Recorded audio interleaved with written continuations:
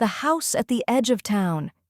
It was 9:45 p.m. when Anton parked his delivery van in front of an old house on the edge of town. The street was quiet, no cars, no people, just cold wind and dry leaves rolling across the ground. He checked the address again. 472 Hollow Street. "This is the last one," Anton muttered, grabbing the small box from the front seat. It was light, but wrapped tightly in brown paper and string. No return label, just a name, M. Green. Anton walked up the broken steps. The porch light flickered. He knocked once, then twice. No answer. He waited.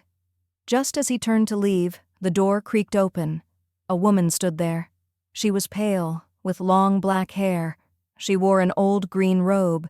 Her eyes didn't blink. "You're late," she said quietly. Anton swallowed. "Sorry." "There was traffic." She stepped aside. "Come in." Anton paused. "I just need a signature." The woman stared at him, then slowly smiled. "You should come in. It's safer." Something about the way she said it made Anton's skin crawl. Still, he stepped inside. The house was dark, except for a dim lamp in the hallway. The air smelled like dust and something else, like wet wood. "Just sign here," Anton said, holding out the box and his scanner. The woman didn't move.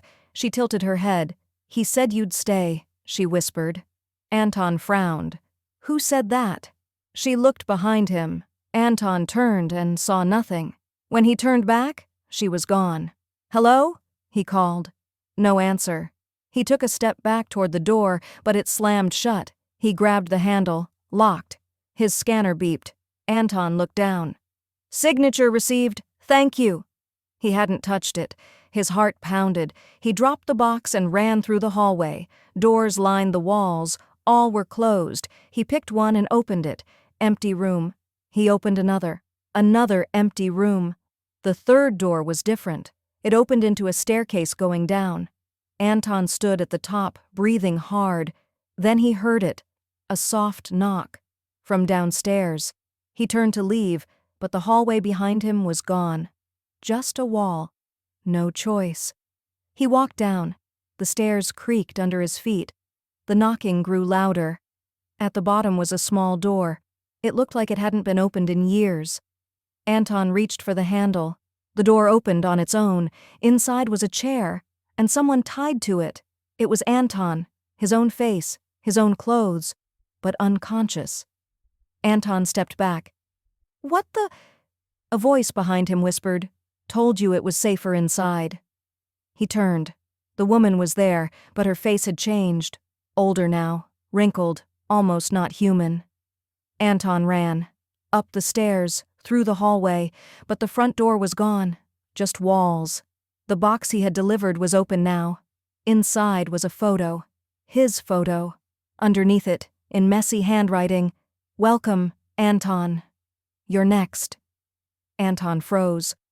"What is this place? What's going on?" he whispered, heart racing. He turned and ran. He banged on the walls, looked for doors. Everything was locked. Suddenly, an old TV in the corner turned on by itself. The screen showed a grainy video of Anton, panicking, running, looking scared. He turned around in shock. The woman was standing there again. She stepped closer. Anton backed away, terrified. "Don't be afraid, Anton," she said softly. Then, she smiled. A warm, kind smile. At that moment, all the lights flickered on. The dark, creepy house lit up into a colorful party hall. "Surprise!" His friends, co-workers, and even his manager jumped out from hidden corners, holding party poppers, pizza boxes, and a big cake. "Happy work anniversary, Anton!" they all shouted. Anton stood there, shocked, then burst into laughter. "Wait, what? This was all a prank?" Mary, yes, the spooky woman, removed her wig and cape, laughing along with the others.